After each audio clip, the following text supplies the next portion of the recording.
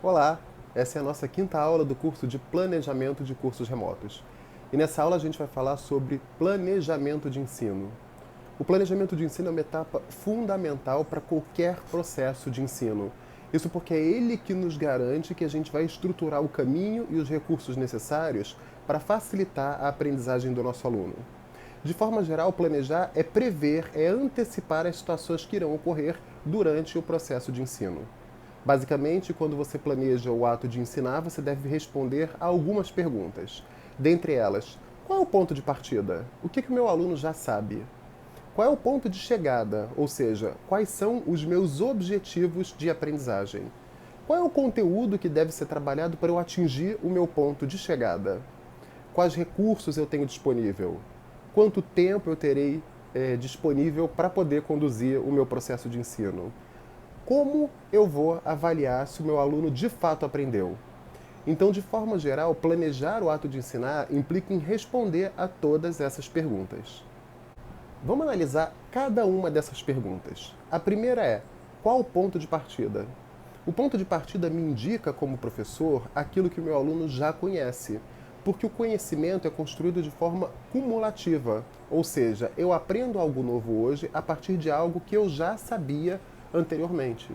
Então, para que o ensino aconteça de forma efetiva, de forma perene, de forma eficiente, é preciso que eu compreenda o que o meu aluno já sabe, qual é a maturidade que ele tem em relação a um determinado conhecimento. A segunda pergunta que eu coloquei para vocês é qual é o ponto de chegada. O ponto de chegada equivale aos objetivos de aprendizagem e nós vamos conhecer esses objetivos de forma mais detalhada na próxima aula. Aqui é importante que você saiba que o objetivo de aprendizagem é aquilo que eu espero que o meu aluno seja capaz de fazer depois de passar pelo processo de ensino. Uma outra questão muito importante é identificar os conteúdos que eu vou utilizar para atingir o objetivo de aprendizagem que foi estabelecido anteriormente. Isso porque eu só consigo, num processo de aprendizagem, construir um determinado conhecimento a partir de um determinado conteúdo. Selecionar o conteúdo significa identificar aquilo que precisa ser trabalhado em prol do atendimento de um objetivo. Organizar o conteúdo significa sistematizar o conteúdo que foi selecionado de forma a facilitar a compreensão do nosso aluno a respeito daquele conhecimento. Mas como atingir o meu objetivo de aprendizagem? Por meio da escolha de conteúdos adequados trabalhados dentro de um método de ensino que seja capaz de dar conta daquele objetivo. A escolha do método de ensino é uma etapa fundamental.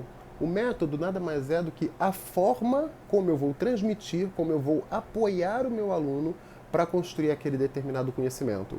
A gente também vai ter uma aula específica sobre métodos de ensino mais para frente. Nesse momento é importante que você saiba que a escolha do método faz parte do processo de planejamento de ensino. Além de escolher o método, você precisa selecionar os recursos instrucionais adequados. Quais são os recursos instrucionais? Existem dezenas disponíveis, desde os mais tradicionais, como o quadro negro, até os mais sofisticados, como softwares e sistemas disponíveis na internet. Selecionado o conteúdo e o método e escolhido o recurso, você precisa definir a carga horária que vai ser dedicada ao processo de ensinar. Essa também é uma decisão fundamental, porque ela implica diretamente na quantidade de conteúdos e de atividades que vão ser propostas. Você pode trabalhar o mesmo conteúdo num evento de 1 hora de duração ou num evento de 20 horas. Certamente, num evento de 1 hora, você vai selecionar muito mais o conteúdo que vai ser trabalhado e provavelmente vai escolher métodos pouco interativos e mais expositivos, de forma que eles caibam na carga horária que você tem. Então, a escolha da carga horária também é fundamental.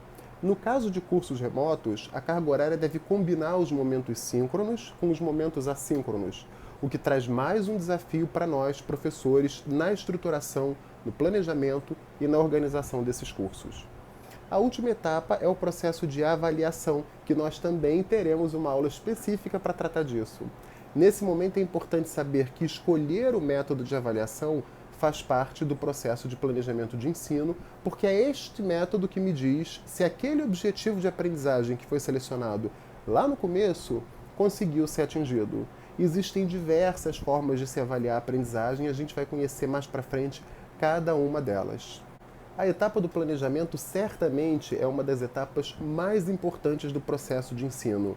Costumo dizer que boa parte dos processos de aula que não funcionam ou que não atingem o seu objetivo, isso se deve ao fato de o planejamento ter deixado muito a desejar.